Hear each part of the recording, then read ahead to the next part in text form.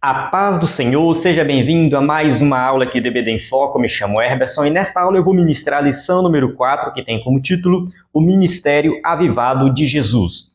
Nós estamos estudando a revista CPAD, esta revista aqui do primeiro trimestre do ano 2023, e nesta lição nós vamos falar sobre a ação sobrenatural do Espírito Santo sobre a vida de Jesus. Nós temos que entender como que Jesus se relacionava com o Espírito Santo. E para isso é necessário nós falarmos sobre a encarnação de Jesus, a importância dele ter se feito homem, e como homem ele se batizou, como homem ele foi tentado, como homem ele morreu, ressuscitou e subiu aos céus. Então a gente tem o Deus homem encarnado. E esta lição fala basicamente disso. Jesus veio como homem e como homem ele precisou depender do Espírito Santo. Ou seja, tudo que Jesus fez foi na dependência do Espírito Santo, deixando o exemplo para que eu e você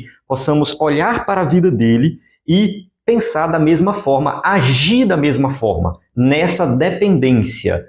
Esta lição ela tem temas muito profundos, muito importantes sobre as principais doutrinas não vou nem dizer da Assembleia de Deus, mas do cristianismo, as principais doutrinas do cristianismo, o que sustenta o cristianismo.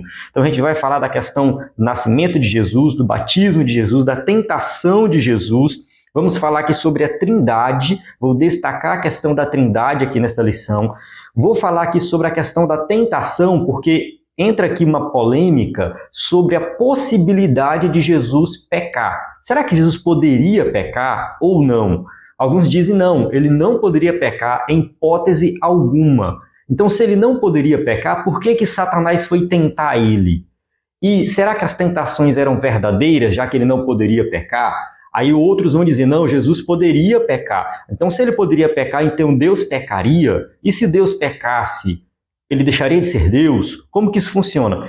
Então, assim, é um tema que parece que dá um nó na cabeça, mas a Bíblia dá resposta para essas questões e é o que eu vou fazer aqui nessa aula. Eu vou apresentar aqui esses temas e vou procurar responder, tirar essas dúvidas dentro das Escrituras. Para isso, eu tenho em mãos aqui a Bíblia Sagrada, né? Estou com a revista, estou com a Bíblia também, vou consultar aqui algumas passagens bíblicas e vou tomar como base principal de argumentação o livro de Teologia Sistemática do Wayne Grudem. Essa Teologia Sistemática que já está bem surrada, que eu uso ela muito, e este livro é de excelência. O Wayne Grudem faz uma abordagem muito interessante aqui em vários temas, principalmente quando se trata da Trindade e também dessa questão da tentação de Jesus, da humanidade de Jesus. É bem interessante a maneira que é abordada aqui no livro do Wayne Grudem. Então, convido você a assistir essa aula até o final. Se você é professor da EBD, vai ministrar essa lição, está com alguma dúvida, assista até o final, tenho certeza que você vai esclarecer suas dúvidas aqui e você pode deixar o seu comentário no vídeo, tirando dúvidas no comentário ou enviando a mensagem no nosso WhatsApp. Nós temos aí o WhatsApp na descrição do vídeo, temos no nosso site também, ebdemfoco.com, lá você encontra o conteúdo completo dessa lição, slides em PowerPoint para você usar na sua igreja, 100% baseado na lição, com imagens de qualidade. O slide você pode editar se você quiser. Então, assim, no ebdemfoco.com você vai se capacitar, vai aprender, vai ministrar uma aula de excelência. Bem, vamos lá. Você pode estar se perguntando, vai falar só do tópico 1 da lição? É porque esse é o vídeo de destaque, então vou destacar o tópico 1 e o conteúdo do tópico 2, que é sobre oração, ele fala sobre a oração do Pai Nosso também e tal. A gente já tem no EBD em Foco alguns vídeos sobre oração, sobre a oração do Pai Nosso, então eu vou deixar disponível o link para você assistir esses vídeos. E o tópico 3 é uma aplicação pessoal, né? A unção na vida do crente hoje, daquele que é o crente que trabalha, que faz a obra, que tem algum cargo na igreja, ou quem não tem nenhum cargo, mas também que precisa do Espírito Santo. Então a gente vai fazer essas aplicações tomando como base o que vai ser explicado no tópico 1. Então a gente vai falar do tópico 3 dentro do tópico 1 também aqui. Bem, vamos lá. Tópico 1, Jesus e a pessoa do Espírito Santo. 1.1, o Espírito Santo na vida de Jesus. Começa do nascimento. O anjo Gabriel deu a seguinte notícia a Maria: descerá sobre ti o Espírito Santo, e a virtude do Altíssimo te cobrirá com a sua sombra. Pelo que também o santo que de ti há de nascer será chamado Filho de Deus. A gente tem aqui o encontro de Maria com o anjo, e dá a notícia que ela está grávida. E o que está no ventre dela foi gerado pelo Espírito Santo. Aqui a gente tem que tirar aquela ideia de que Jesus ele foi 100% divino. Ah, não, foi o Espírito Santo que colocou Jesus no ventre de Maria, então Jesus não tem nada de Maria, ele não tem nada de humano nele, e ele é 100% divino. Isso foi uma doutrina da época da igreja primitiva, e até hoje tem gente que acredita nisso, dizendo que Jesus não tinha nada de humano, que Jesus ele era um ser espiritual. Então, Jesus não teve sede, ele não teve fome, ele não sentiu dor. Se isso for verdade, a encarnação é uma farsa. Se nós falarmos que Jesus foi 100% Deus, 100% divino, e não tinha nada de humano nele. Ele não sofreu na cruz do Calvário, ele não pagou pelos nossos pecados, ele não derramou sangue. Então, assim, fica muito difícil a gente sustentar uma doutrina cristã dizendo que Jesus foi 100% divino. Então, assim, Jesus, ele foi divino e humano ao mesmo tempo. Então, ele foi concebido pelo Espírito Santo, mas ele também tinha ali a natureza humana que veio de Maria. Então, ele nasce de Maria, concebido de forma sobrenatural. Então, Jesus, ele nasceu como humano. E nós temos também aqui uma passagem de João 1,14, que fala que ele se fez carne e habitou entre nós. Então João concorda com essa ideia de que Jesus se fez carne. E a profecia do Antigo Testamento é que ele seria chamado Emanuel, ou seja, Deus conosco. Então nós temos Deus conosco, nós temos Deus vivendo entre nós. Nós temos a encarnação de Deus dentro do ser humano, no ser humano. Então nós temos o Deus homem. É isso, Jesus é o Deus homem. Ele é 100% Deus e 100% humano. As duas naturezas estão ali com ele na sua integralidade. Nós não podemos dizer que era 50% de cada um. Não, 100% de cada um. Jesus vai se batizar. Aí a gente já entra no próximo passo aqui do tópico 1.1, tá? Que fala assim: antes de iniciar o seu ministério na Galileia, Jesus submeteu-se ao batismo de João no Rio Jordão. E, ao sair da água, viu o Espírito de Deus descendo como pomba e vindo sobre ele. E eis que uma voz dos céus dizia: este é o meu Filho amado, em quem me comprazo. Isso está em Mateus 3, 16, 17. É o que está aqui na nossa revista. É importante você fazer a leitura também do texto que está do batismo de Jesus em Mateus, Marcos e Lucas. Os três vão registrar esse batismo. João tinha um ministério que era voltado para o arrependimento. Estava vivendo numa época em que as pessoas tinham esquecido a lei de Deus, as pessoas tinham esquecido de buscar o Senhor, estavam vivendo na prática do pecado, a sociedade toda estava corrompida, e João, ele foi levantado ali por Deus como um profeta de pregar o arrependimento dos pecados, uma mudança de vida, um retorno para Deus. E ele vai fazer com que o batismo de João é algo inédito, algo que não acontecia. É porque, assim, no Antigo Testamento, tinha alguns rituais que eram obrigatórios para alguém se tornar um judeu prosélito, ou seja, alguém que não era judeu queria se converter ao judaísmo. E esses rituais envolviam várias coisas, inclusive a aspersão, né, de alguns líquidos, água, sangue, enfim. Eu não vou entrar em detalhes aqui dessa questão desse ritual, até mesmo porque tem muito tempo que eu estudei sobre isso, eu não vou lembrar de todos os detalhes aqui. Mas existia e existe até hoje rituais para que alguém que não é judeu se torne um judeu. João meio que resumiu tudo isso no batismo. Basicamente, o que João está falando é: o que Deus quer de vocês é arrependimento. Por isso que João fala assim, vamos ver a passagem? Vamos ver a passagem de João. Ele fala o seguinte, ó: não pensem, Mateus 3, 9, não pensem que vocês podem dizer a si mesmo: Abraão é nosso pai, porque eles estavam vivendo de qualquer maneira Eu falo, não, nós somos filhos de Abraão, então nós somos salvos, é meio que automático, né? Sou filho de Abraão, então estou garantido. Aí ele fala assim, pois eu digo que destas pedras Deus pode fazer surgir filhos de Abraão.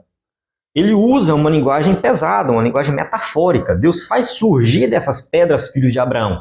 Porque quem são os verdadeiros filhos de Abraão? São aqueles que têm fé em Deus, que se arrependem dos seus pecados, que mudam de vida. É por isso que quando ele fala isso, o povo fica preocupado. Então, o que a gente tem que fazer?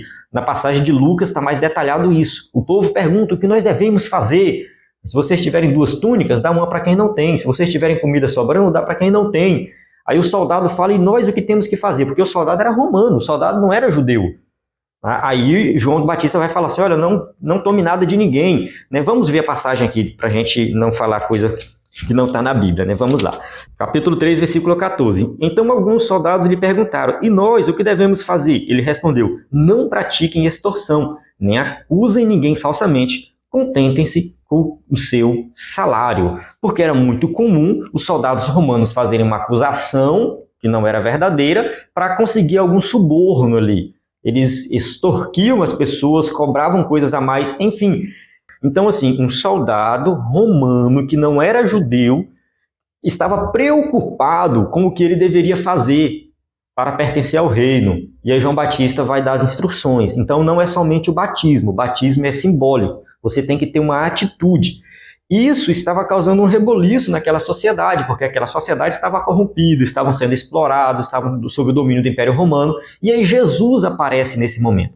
Quando Jesus aparece nesse momento para ser batizado, João Batista identifica, ele sabe que Jesus é o Messias, e aí ele fala, não, eu que tenho que ir até ti, é tu que tem que me batizar, não eu que tenho que te batizar.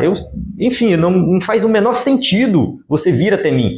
E aí Jesus fala, não, eu tenho que fazer isso para que se cumpra toda a justiça. Jesus está ali como ser humano, se identificando como seres humanos. Ele não tem pecado. Jesus não tem pecado. É muito importante nós enfatizarmos essa questão que Jesus nunca pecou. Isso está registrado nas Escrituras, tá? Lá em Hebreus 4,15, tentado em todas as coisas, a nossa semelhança, mas sem pecado. E tem outras passagens que vão dizer que Jesus não pecou. Então Jesus não foi batizado por João Batista para arrependimento de pecado, porque ele não tinha pecado. Mas ali ele estava se identificando com o ser humano. Ele estava mostrando para o ser humano que, olha, eu estou aqui para me identificar com vocês, para viver com vocês, para passar tudo que vocês passam, eu quero passar junto com vocês. É isso que Jesus está fazendo. E no batismo aparece a manifestação da Trindade. A passagem que eu li, que está aqui na nossa revista, Mateus 3, 16, 17, viu o Espírito de Deus descendo como pomba e vindo sobre ele. E eis que uma voz do céu dizia, este é o meu Filho amado, em quem me comprazo. Então a gente tem aqui o Pai, o Filho e o Espírito Santo. A doutrina da Trindade é uma doutrina complexa, não é fácil de explicar, mas ela é bíblica. Nós temos aí várias versões dessa doutrina, várias analogias. A gente tem que ter muito cuidado porque nenhuma analogia humana consegue explicar a Trindade. Eu vou falar um pouco aqui sobre a Trindade, não vai dar para falar muito porque realmente é um tema complexo. Bem, primeira coisa, não são 3 deuses. É um Deus existente em 3 pessoas. Então, o Filho é 100% Deus, o Pai é 100% Deus e o Espírito Santo é 100% Deus. Eles existem desde a eternidade, ou seja, a Trindade existe desde a eternidade, de forma distinta, mas uma comunhão perfeita de tal forma que é apenas um Deus. É um Deus numa existência que nós não conseguimos compreender por completo. Nós podemos sim ter uma percepção e uma compreensão da doutrina da Trindade, mas nós não temos essa compreensão plena, completa, porque a nossa existência é diferente. Nós somos uma única pessoa. É claro que tem a questão da tricotomia, que eu não quero entrar aqui em detalhes, mas que somos corpo, alma e espírito e tal, mas não é a mesma coisa, é diferente. O Pai é distinto do Filho, que é distinto do Espírito Santo. Mas não são três deuses diferentes, é um Deus em três pessoas. É bem complexo isso aí. Tá? Nesse caso, o Wayne Grudem, aqui na sua teologia sistemática, ele vai falar o seguinte, que eles não são distintos, eles são iguais em essência, mas existe o que é chamado de economia da Trindade. O que seria a economia da Trindade? Seria as funções realizadas por cada pessoa da Trindade. Então, cada um tem um papel diferente, desde a criação até a questão do plano de salvação e a consumação de todas as coisas. Então, cada um tem um papel diferente. Um exemplo aqui, coloca assim, ó, na obra da redenção também há funções distintas. Deus Pai planejou a redenção e enviou seu Filho ao mundo. O Filho obedeceu ao Pai e realizou a redenção para nós. Deus Pai não veio morrer pelos nossos pecados, nem o Espírito de Deus. Isso foi obra específica do Filho. Então, tendo Jesus ascendido de volta aos céus, o Espírito Santo foi enviado pelo Pai e pelo Filho para realizar em nós a redenção. Então, observe que dentro da obra de redenção, nós temos papéis distintos de cada pessoa da Trindade. Um planeja, o outro executa e o outro realiza a obra nos nossos corações. Então, é assim que funciona a Trindade. A Trindade é um Deus em três pessoas que têm papéis distintos no relacionamento com a criação e na obra da redenção. Aqui mais um trecho do livro. As únicas distinções entre os membros da Trindade estão nas formas como se relacionam uns com os outros e com o restante da criação. Então, assim, eles se relacionam distintamente entre si e se relacionam também distintamente com relação à humanidade, à obra da redenção, a questão escatológica, enfim, cada um tem um papel diferente, nenhum é inferior ao outro. Pai, Filho e Espírito Santo são iguais em essência e distintos em funções, certo? Vamos lá, continuando aqui, Jesus, após ter sido batizado, ele foi conduzido pelo Espírito ao deserto para ser tentado. Observe que a tentação fazia parte do plano de salvação, estava incluso. A Jesus não foi tentado por acaso, de repente, do nada, ele foi tentado. Não, isso foi um projeto divino. Quem diz isso é Hernani Dias Lopes, lá no seu comentário de Lucas, né? Ele coloca isso, né? Foi um projeto divino e era necessário Jesus ser tentado. Ele tinha que passar por todas as situações que a gente passou. Ele foi conduzido ao deserto não pelo diabo, ele foi conduzido pelo Espírito. Então, assim, o Espírito do Senhor já estava sobre Jesus, capacitando ele para resistir às tentações. E lá no deserto, ele foi tentado, diz que ele ficou 40 dias e 40 noites, depois teve fome. Não sabemos se Jesus bebeu água ou não vou entrar nessas especulações aqui. O importante é, ele foi tentado. E essas tentações foram reais. E ele resistiu e venceu essas tentações. Nós sabemos que a conclusão final aqui da tentação é que não pecou. Certo intérprete disse, uma vez que eu assisti numa aula de teologia, ele falou o seguinte, que muitas vezes o problema nosso ao ler a Bíblia é que a gente já sabe o final da história. É como se a gente estivesse assistindo um filme que a gente já sabe o final do filme. E devido a nós sabermos o final, nós perdemos alguns detalhes no meio. E a gente sabe o final porque essas histórias são contadas para a gente desde criança, né? A gente já sabe que Jesus foi tentado e não pecou. Todo mundo sabe disso, basicamente isso. Seria interessante alguém ler isso pela primeira vez, né? E falar assim, nossa, Jesus está sendo tentado, será que ele vai vencer o diabo? Né? Seria interessante, mas nós sabemos que ele vence o diabo, ponto final. A gente sabe disso. E, de certa forma, a gente perde o real significado da tentação. Por que Jesus foi tentado? Quando a gente lê a passagem aqui de Lucas, eu estou aqui no Evangelho de Lucas, mas Mateus é bem parecido, né? Ele fala assim, ó, Lucas 4:3, o diabo disse, se és filho de Deus, manda esta pedra transformar-se em pão. Tá, ele faz a pergunta, se tu és filho de Deus, por que ele faz essa pergunta? Porque anteriormente, no batismo, Deus falou, eis o meu filho. Então, ali temos a revelação de que Jesus é o Filho de Deus. O diabo, ele não é um ser onisciente, onipresente, onipotente. Tem gente que tem esse pensamento. Não, porque o diabo poderoso, o diabo... Tem gente que pensa que existe uma luta entre o bem e o mal e que Deus está lutando com Satanás de igual para ver quem vence. E isso não existe. Isso é heresia. Isso é heresia. Quem afirmar que Deus está lutando contra o diabo e o diabo às vezes vence e depois Deus está errado, está falando uma heresia. O diabo, ele é um ser criado por Deus que, assim, em relação a nós, talvez o único benefício que ele tem é pelo fato dele estar no mundo espiritual. E aí, nesse mundo espiritual, ele tem uma revelaçãozinha assim um pouco superior a nós. Talvez, não muito. Entende? Ele está no mundo superior. Talvez o diabo tenha força, mas ele não tem poder. O diabo não é onipotente, ele não é onisciente. Ele precisa estar andando, ele precisa ver as coisas acontecendo, para ele saber o que está acontecendo. Ele não sabe de tudo. Então o diabo ele é simplesmente um ser, tipo um ser humano, mas está no mundo superior, no mundo espiritual, e, enfim, ele não é nada demais. Ele é um derrotado, ele já perdeu, tá? Ele já perdeu, Deus não está lutando contra o diabo, não. O diabo já é um derrotado, e simplesmente ele vai tentar atrapalhar a nossa vida, porque ele não atrapalha a vida de Deus, ele não atrapalha os planos de Deus. E Satanás, nessa sua limitação, ele não sabia, ele não tinha certeza, eu acredito, tá? Um pensamento meu.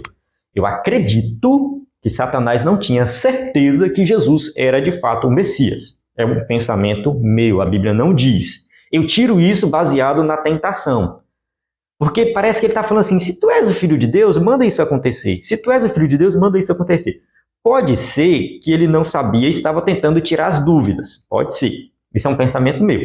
Mas pode ser também que ele estava realmente falando assim, eu vou levar o Filho de Deus a pecar. Eu vou fazer o próprio Deus pecar.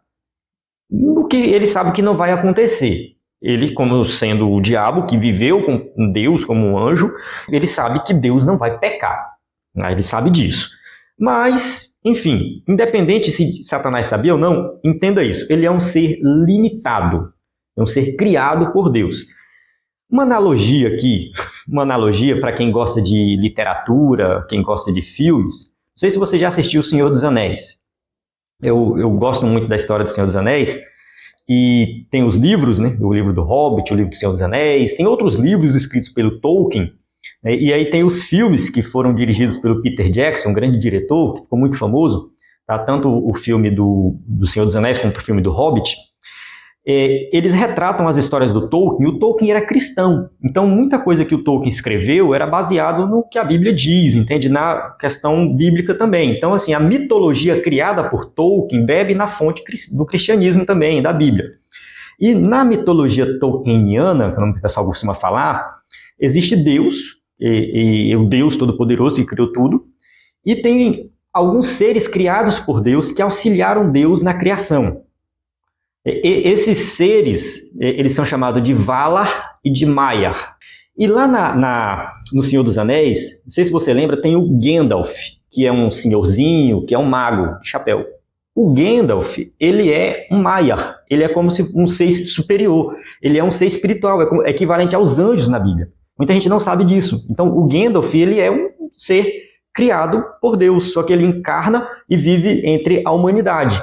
Então, o Gandalf, ele é como se fosse um ser humano. A diferença é que ele não morre, ele vive para sempre, e ele tem um cajado que tem alguns poderes, mas é bem limitado. Quem assistiu O Senhor dos Anéis, olha para o Gandalf, olha para um ser humano e parece que não vê tanta distinção ali entre eles.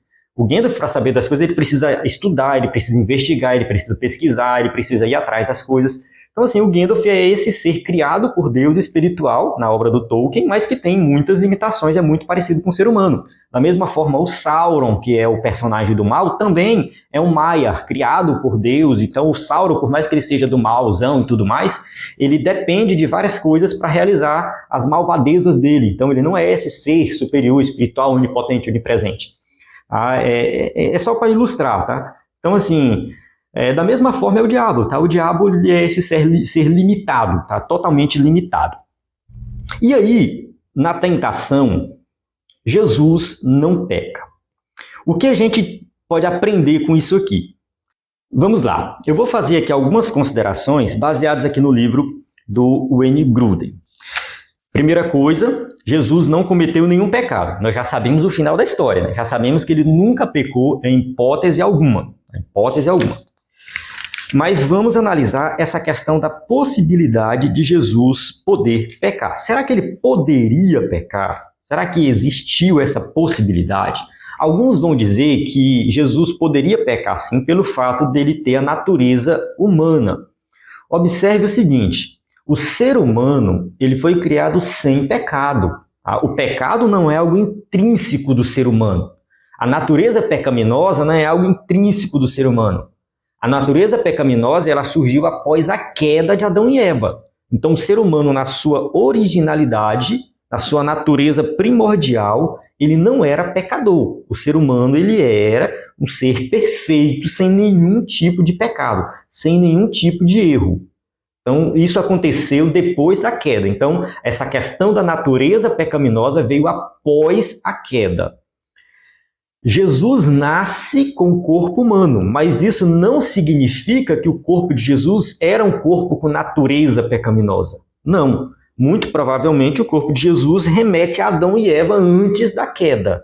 Então, ele encarna com esse corpo perfeito. Então, assim, a gente tem assim, que Jesus, ele tinha a natureza humana e divina. Se fosse somente a natureza humana, Jesus é somente 100% humano, ele estaria na mesma situação que Adão e Eva, com a possibilidade de pecar. Mas a gente sabe que não é somente humano, é humano e divino. Aí ele coloca assim, mas na natureza humana jamais existiu a parte da união com sua natureza divina. Desde o momento de sua concepção, ele existiu como verdadeiro Deus e também como verdadeiro homem. Tanto sua natureza humana como a sua natureza divina existem unidas em uma pessoa. Então a gente não pode separar humano de divino de Jesus. Agora a gente tem aqui mais um ponto que são as características de cada um. Como ser humano, Jesus ele teve fome, sede, fraqueza. Essas coisas não fazem parte da natureza divina. Então nós não podemos dizer que a natureza divina de Jesus teve fome, sede. Não, não. A natureza humana de Jesus que teve fome e sede. Assim, se Jesus tivesse pecado, a sua natureza divina, como a natureza humana, teria sido corrompido. Então, assim, se Jesus caísse na tentação de Satanás e pecasse, não era somente o humano, era o humano e divino. Porque, assim, tem algumas características que são somente do humano, algumas características que são somente do divino. Mas qualquer atitude que Jesus realizasse que prejudicasse a sua natureza humana com relação ao pecado, a natureza divina também pecaria e ele deixaria de ser Deus. Porque Deus não pode pecar. Como que Deus vai ferir a sua própria santidade? Então, eu posso concluir aí que o fato de Jesus estar unido, natureza humana e divina, ele jamais poderia pecar. Tá? Ele jamais chegaria a um ponto de pecar, porque um pecado, mesmo sendo pelo lado da natureza humana, corromperia também a sua natureza divina. Vamos lá. Tá? Como que Jesus ele foi tentado e não pecou? Será que essa tentação era real? Será que realmente existia esse tipo de tentação? A Bíblia diz o seguinte, que Deus não pode ser tentado pelo mal. Tiago 1,13. Tá? Deus não pode ser tentado pelo mal.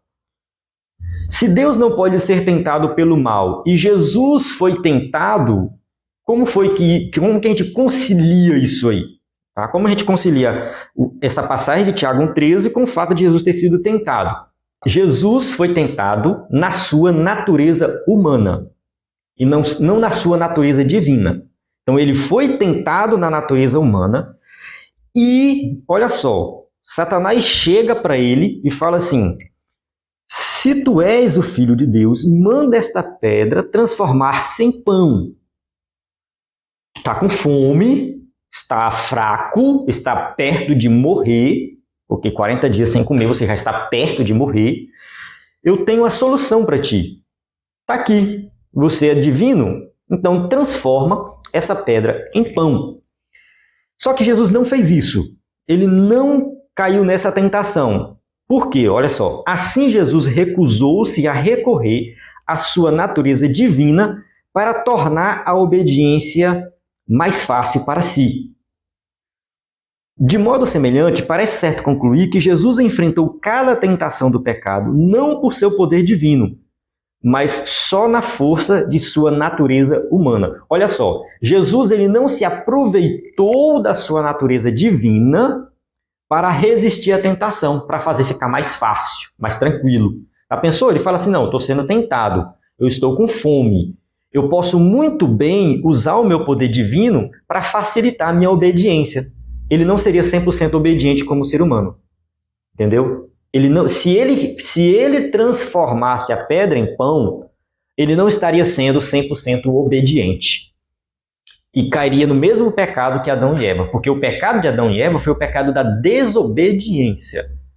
Vocês não comam daquela árvore, do fruto daquela árvore. E eles comeram. Eles desobedeceram a Deus. Então aqui a gente tem Jesus sendo tentado da mesma forma. E Jesus não desobedece, ele obedece na sua natureza humana. Agora observe o seguinte, por que Jesus obedece? Porque ele dependia do Pai e do Espírito em todos os momentos. Então Jesus, ele é tentado e na sua natureza humana ele resiste à tentação, ele não usa o seu poder divino para tornar a obediência mais fácil, ele não usa, e ele depende do Espírito Santo para resistir às tentações. E ele é tentado no nível supremo, no nível máximo. Ele é tentado a um ponto de que, sei lá, qualquer ser humano cairia, qualquer ser humano pecaria ali. Satanás apresenta para ele todos os reinos do mundo. O texto de Lucas diz assim, ó, Lucas 4:5, o diabo levou a um lugar alto e mostrou-lhe num relance todos os reinos do mundo. E lhe disse, eu te darei toda a autoridade sobre eles e todo o seu esplendor, porque me foram dados e posso dá-lo a quem eu quiser. Então, se me adorares, tudo será teu. Quantas pessoas não caem numa tentação muito menor? Tipo, nem todos os reinos do mundo, você vai dominar, sei lá, você vai ser o síndico do seu condomínio, você vai ser o chefe da sua empresa, mas para isso você precisa fazer uma coisinha errada aqui. Quantas pessoas não fazem isso? Fazem uma coisinha errada aqui e acolá para ter um domínio, um poderzinho sobre uma coisinha qualquer. E Jesus foi tentado para ter poder e autoridade sobre todos os reinos do mundo. Tem gente que diz que Satanás estava mentindo aqui. Outros dizem que não, que de certa forma ele tinha esse domínio sobre a humanidade. Por causa do pecado, o mundo jaz no maligno e tal. Mas não vem ao caso aqui entrar nesse debate. O importante aqui é que houve uma tentação muito grande. E Jesus resistiu a essa tentação. Ele levou ao extremo e ele não pecou. Ele levou ao extremo. O N. Gruden usa uma analogia bem interessante aqui da questão da percepção do peso da tentação. Ele fala do levantamento de peso, né? Aquele esporte de levantamento de peso. Quem é que sente mais o peso? Aquele que levanta até a metade e deixa cair ou aquele que levanta e até o final e vence? Aquele que vai até o final e vence. Esse é que sente o peso verdadeiro daquelas barras, daqueles pesão colocado lá. É ele que sente o peso verdadeiro. Então Jesus foi o único que sentiu o verdadeiro peso de uma tentação, porque ele foi o único que foi até o final na tentação mais avançada que existe e resistiu. Então ele fez isso pela dependência do Espírito. Ele não usou o fato dele ser divino para resistir a essa tentação. Vamos ler aqui Filipenses, capítulo 2, versículo 5. Diz assim, ó, seja a atitude de vocês a mesma de Cristo Jesus, que embora sendo Deus, não considerou que o ser igual a Deus era algo que devia apegar-se, mas esvaziou-se a si mesmo, vindo a ser servo, tornando-se semelhante a homens. Aí ele continua, mas eu quero só me prender nessa parte aqui. Não considerou que o ser igual a Deus era algo a que devia apegar-se. Jesus não considerou assim, eu sou Deus, então eu posso todas as coisas, eu faço o que eu quiser. Aí Satanás chegou para tentar e falou, isso aqui eu resolvo. Já que eu estou com fome, né? Eu tenho aqui a pedra, eu vou transformar a pedra em pão e pronto. O que é que tem que transformar a pedra em pão? Já que eu estou com fome, eu tenho esse poder, então eu posso usar esse poder e resolver o meu problema de fome, porque a minha natureza humana sente fome, então eu vou usar minha natureza divina. Jesus não fez isso. Ele não fez isso, ele não tornou a obediência mais fácil através do seu poder divino. Entendeu? E ele vence a tentação sob o poder do Espírito Santo. E, ao fazer isso, ele continua sua obra sendo homem e Deus impecável. Aí alguém pode argumentar, mas e aí? Ele poderia pecar ou não? Não, eu acredito que não. Mesmo a tentação sendo real, mesmo ele agindo somente na sua natureza humana, a gente tem aqui uma teologia que eu acho que o cristianismo todo depende dessa teologia. Se Jesus pudesse pecar, ele não seria Deus. Então ele chega ao extremo, mostrando que ele é Deus. Mostrando que ele é Deus. Ao mesmo tempo, ele abre mão da natureza divina para resistir às tentações e resiste às tentações até o fim. Como ser humano perfeito. Ele é o homem perfeito. Certo? É complexo, pode ser que ficou um pouco confuso, mas, enfim, a gente precisa meditar sobre esses temas complexos.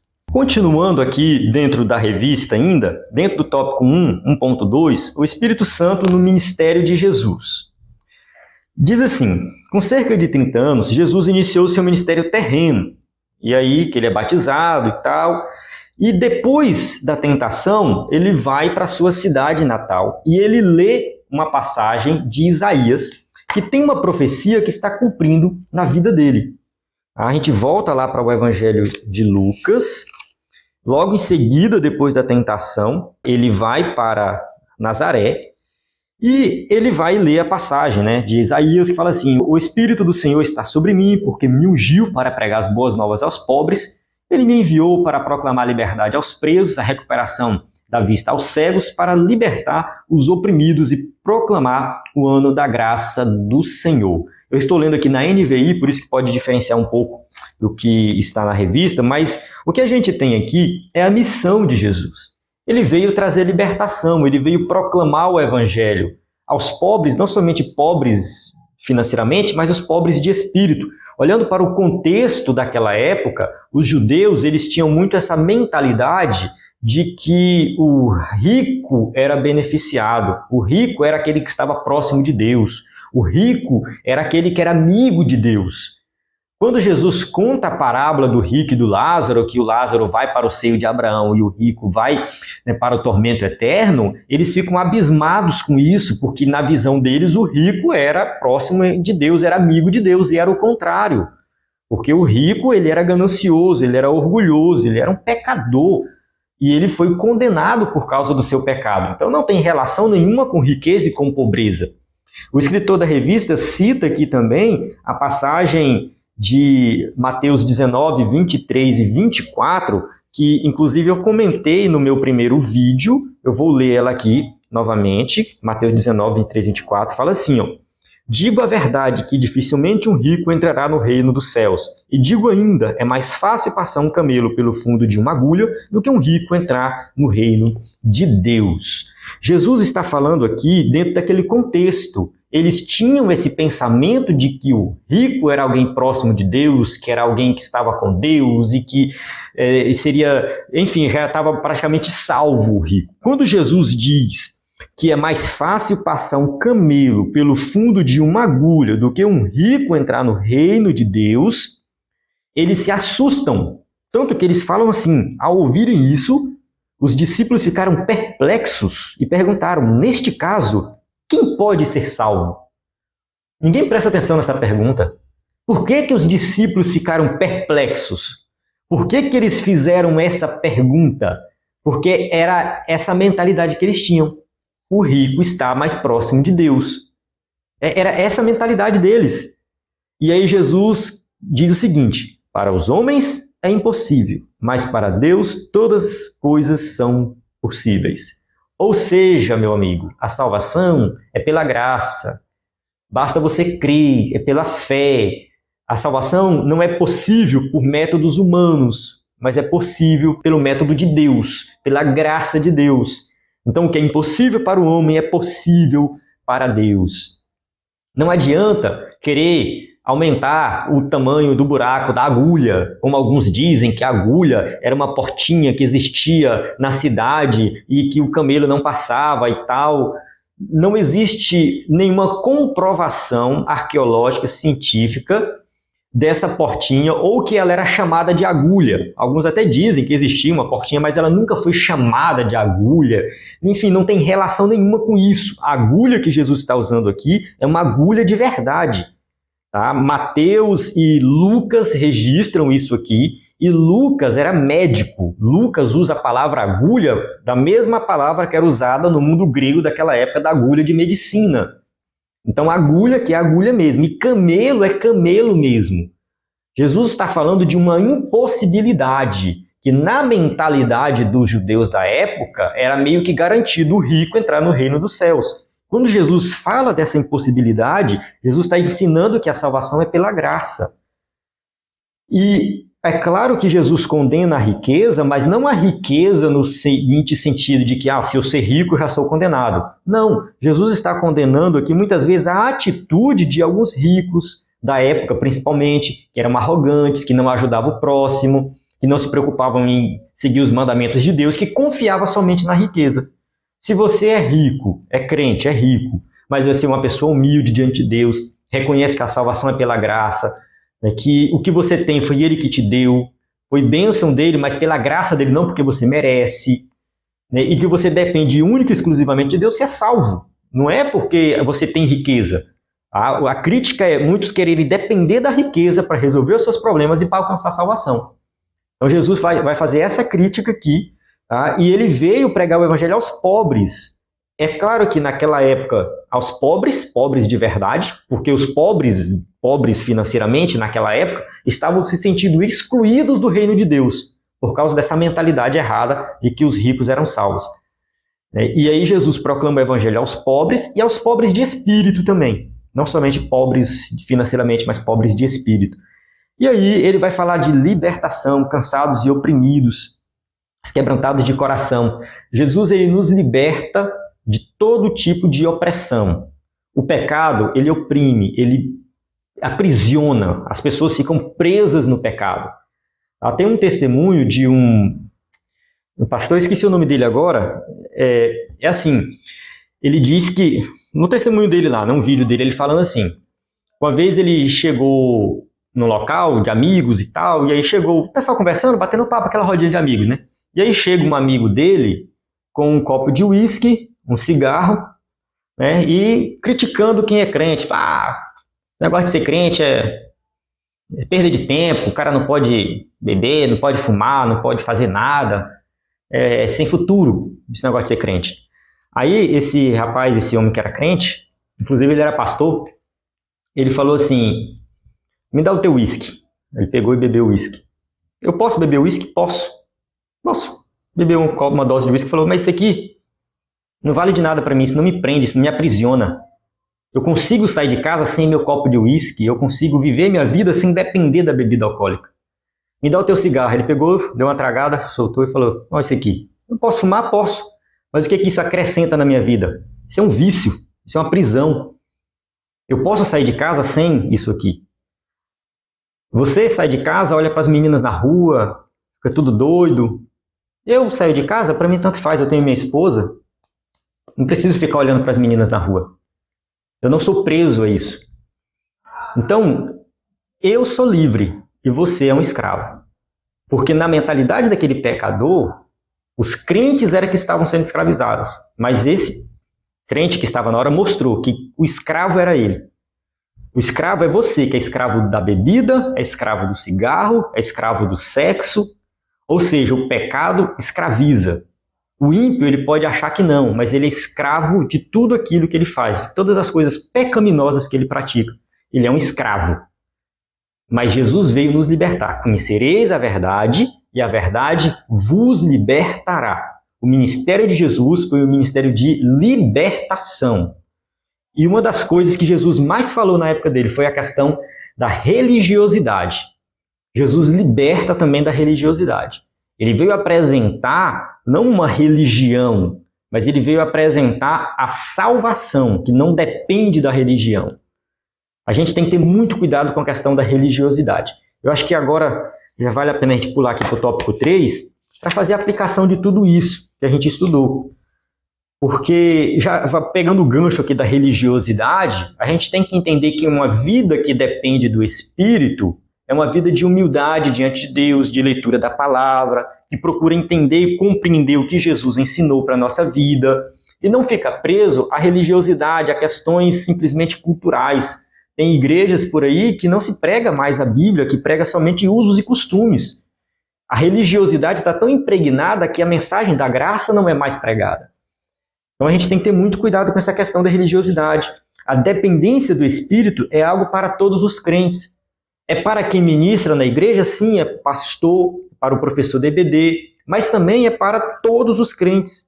Jesus, ele trouxe a salvação para todos, o Espírito Santo foi derramado sobre os crentes, todos nós temos o Espírito Santo na nossa vida, todos nós salvos em Cristo temos o Espírito Santo na nossa vida, e nós temos que viver na dependência do Espírito, assim como Jesus viveu. Jesus, ele viveu na dependência do Espírito, do seu nascimento até a sua ascensão. Ele sempre dependeu do Espírito. Ele foi concebido pelo Espírito, o Espírito estava sobre ele no batismo. Ele foi tentado no deserto e resistiu à tentação pelo Espírito. Ele realizou milagres pelo Espírito, ele ensinou pelo Espírito. O tempo todo os evangelistas vão estar falando que o Espírito de Deus estava sobre Jesus. Porque ele, como ser humano, ele mostrou para nós como depender do Espírito. E nós temos que depender do Espírito para ensinar, para pregar, para orar, para evangelizar e também no nosso trabalho, no nosso estudo, na faculdade, em qualquer lugar. Nós temos que viver essa vida de dependência do Espírito. E o que significa essa dependência do Espírito? Estar o tempo todo conectado com Deus. O tempo todo procurando saber se aquilo é da vontade de Deus, se aquele comportamento é da vontade de Deus. Nos submetendo à palavra de Deus, lendo, estudando, aprendendo e aplicando na nossa vida. Então tudo depende do Espírito Santo de Deus. Aí nós temos que aprender a viver nessa dependência. Amém? Não falei aqui sobre oração, como eu disse no começo. Tem alguns vídeos sobre oração que eu vou deixar na descrição do vídeo. Vou encerrar aqui. Não sei se a aula ficou complexa, quando a gente começa a falar dessas questões teológicas um pouco mais...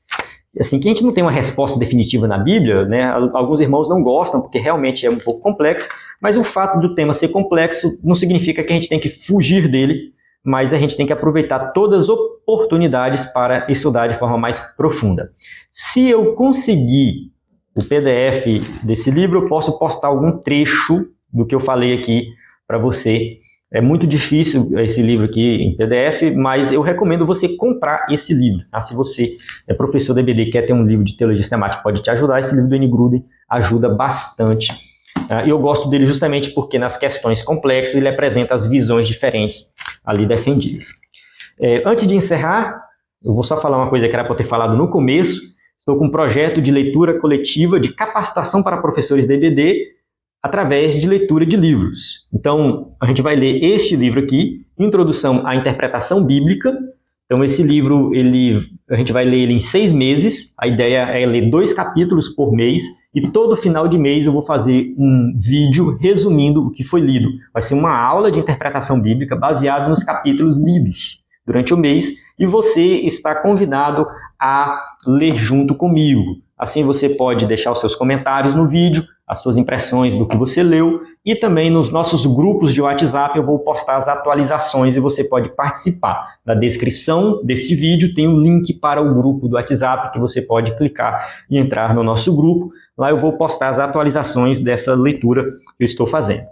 Encerro aqui. A paz do Senhor. Até a próxima aula.